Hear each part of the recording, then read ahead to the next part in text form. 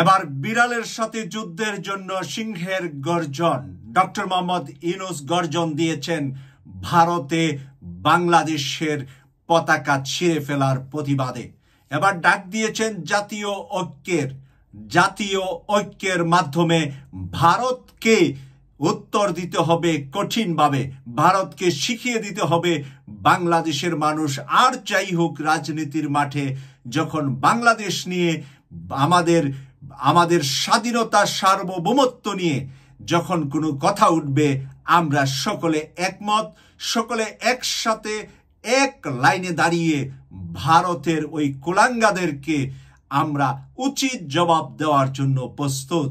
তাই ডক্টর মোহাম্মদ ইউনূস ঐক্যের ডাক দিয়েছেন, সেজন্য ওনাকে সাধুবাদ জানাচ্ছি। এই মুহূর্তে জাতীয় সকল পত্রিকায় এই নিউজটি প্রকাশ করেছে, আমি ইত্তেফাক থেকে আপনাদের সামনে তুলে ধরছি। দেশের চলমান পরিস্থিতিতে জাতীয় ঐক্যের ডাক দিতে দেশের প্রধান রাজনৈতিক দলগুলোর পাশাপাশি ধর্মীয় নেতাদের সঙ্গে সংলাপে বসতে যাচ্ছেন অন্তর্বর্তীকালীন সরকারের প্রধান উপদেষ্টা ডক্টর মোহাম্মদ ইউনূস। এর অংশ হিসাবে বুধবার ৪ নভেম্বর প্রধান উপদেষ্টা দেশের রাজনৈতিক দলগুলোর সঙ্গে সংলাপ করবেন। পরদিন বসবেন ধর্মীয় নেতাদের সাথে।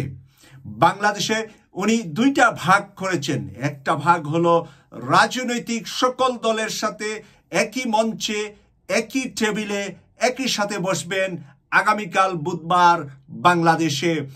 এই অনুষ্ঠানটির মাধ্যমে আমরা বাংলাদেশের নতুন দিগন্ত, নতুন সূর্যের আলো দেখতে পাবো বলে আমরা বিশ্বাস করছি।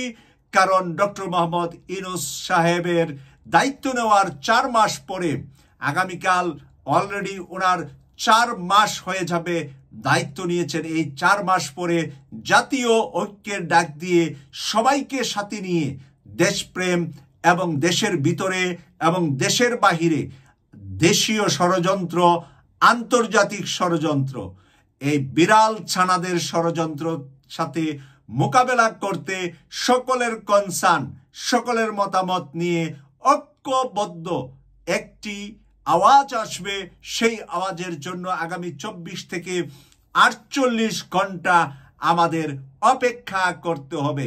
প্রধান উপদেষ্টার পেশ সচিব শফিকুল আলম মঙ্গলবার ৩রা নভেম্বর রাজধানীর ফরেন সার্ভিস একাডেমিতে এক সংবাদ সম্মেলনে বলেন, এই দুটি মিটিংয়ের উদ্দেশ্য হচ্ছে ন্যাশনাল ইউনিটির ডাক দেবেন। এই দুইটি সমাবেশের মাধ্যমে ন্যাশনাল ইউনিটির ডাক উনি দিবেন। একই লক্ষ্যে মঙ্গলবার প্রধান উপদেষ্টা ছাত্র নেতাদের সঙ্গে বৈঠক করবেন বলে জানিয়েছেন পেশ সচিব। আজ মঙ্গলবার ছাত্র নেতাদের সাথে উনি বৈঠকে বসছেন। বাংলাদেশে এটাই চমক হবে, ডক্টর মোহাম্মদ ইউনূস সাহেবের ছাত্র নেতা, তারপরে রাজনীতিবিদ, তারপরে ধর্মীয় নেতা, সকল ধর্মীয় নেতাদের সাথে বসে ঐক্যবদ্ধভাবে পাশের দেশের কুলাঙ্গাদেরকে আমরা উচিত শিক্ষা দিতে পারবো বলে আমি বিশ্বাস করি।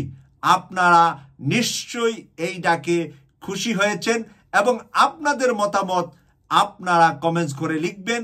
সেখান থেকে আপনাদের মতামত আমি শ্রদ্ধার সাথে দেখব এবং আপনাদের মতামতের সাথে আমি আমার নিজের মতামত মিলিয়ে পরবর্তীতে লাইভে এবং পরবর্তী ভিডিওতে কথা বলবো। এই প্রত্যাশা রেখে বিদায় নিচ্ছি। কেটিভি 24-কে সাবস্ক্রাইব করে পাশে থাকবেন এই প্রত্যাশা করছি। আমি সৈয়দ মাসুক, লন্ডন থেকে। আল্লাহ হাফেজ।